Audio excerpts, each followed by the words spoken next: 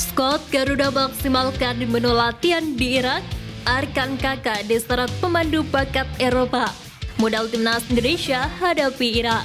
Simak informasi selengkapnya sebagai berikut.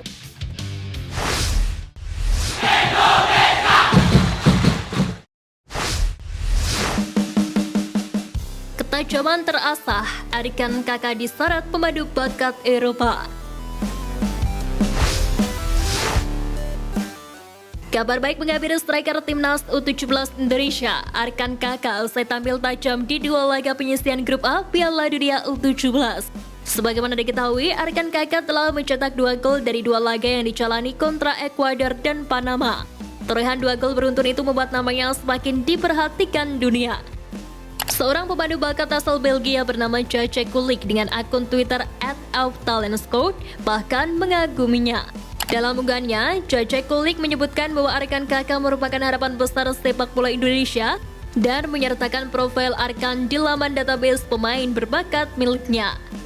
Arkan Kakak mencetak gol senilai 1 poin melawan Ekuador di pertandingan pertama Indonesia di Piala Dunia U17, mencetak gol senilai 1 poin melawan Panama di pertandingan Piala Dunia U17 kedua kalinya bagi Indonesia.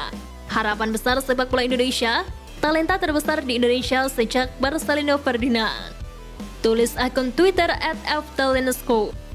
Dengan penampilan konsisten, Arkan Kakak memiliki potensi untuk meraih kesuksesan di level internasional, bahkan bisa mengikuti jejak Marcelino Ferdinand yang merantau ke klub Belgia ke MSK Densey sejak awal 2023.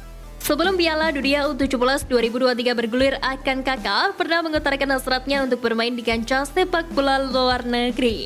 Motivasinya adalah melebihi karir sang ayah, Purwanto Suwondo, yang tidak berkesempatan berkarir di luar negeri ketika aktif sebagai pesepak bola.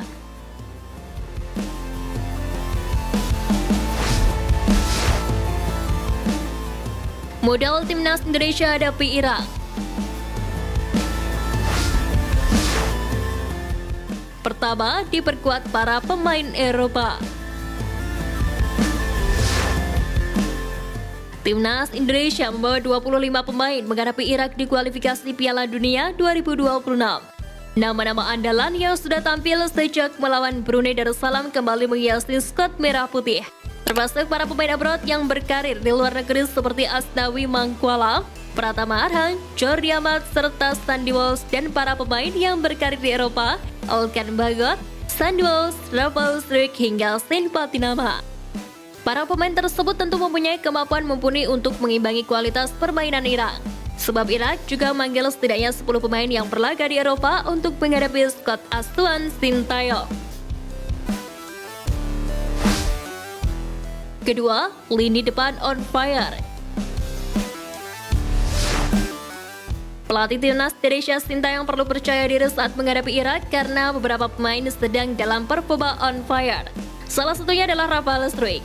Striker naturalisasi tersebut mencetak gol ketika membela Ado Den Haag U21. Sementara itu, para striker seperti Dimas Derajat, Ramadan Sananta, dan Hoki Caraka juga telah menunjukkan ketajamannya bersama skuad Garuda kala menghadapi Brunei bulan lalu. Ketiga, Irak tanpa penjaga gawang andalan. Pelatih timnas Irak Jesus Casas nampaknya tidak bisa menggunakan jasa Mohamed Hamed di sektor penjaga gawang. Adapun alasan Mohamed Hamed tidak bisa memperkuat timnas Irak karena peraturan FIFA soal penambahan pemain baru. Padahal kiper milik klub Air Force 1931 itu sedang dalam performa apik di Liga Irak dan juga Liga Champions Asia. Hal tersebut tentu akan menjadi kerugian bagi Irak yang mampu dieksploitasi Sintayong untuk menerapkan taktik terbaik bersama skuad Garuda.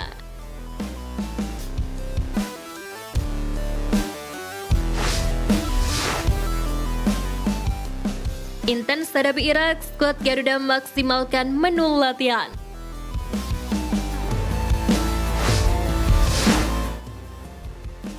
Timnas senior Indonesia terus mengundang perhatian meski timnas U17 asuhan Bima Sakti sedang berjuang di Piala Dunia U17.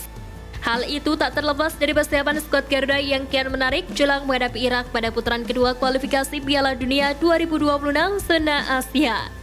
Sebagaimana diketahui, para penggawa Garuda telah berkumpul pada hari kedua mereka di Irak, tepatnya di pusat kebugaran Hotel Grand Millennium Al Saif Basra pekan ini.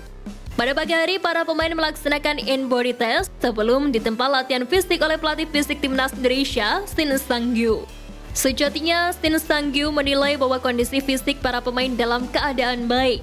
Akan tetapi, fisik mereka harus lebih ditingkatkan lagi agar bisa kembali ke dalam kondisi terbaiknya setelah menjalani perjalanan dari Indonesia ke Irak.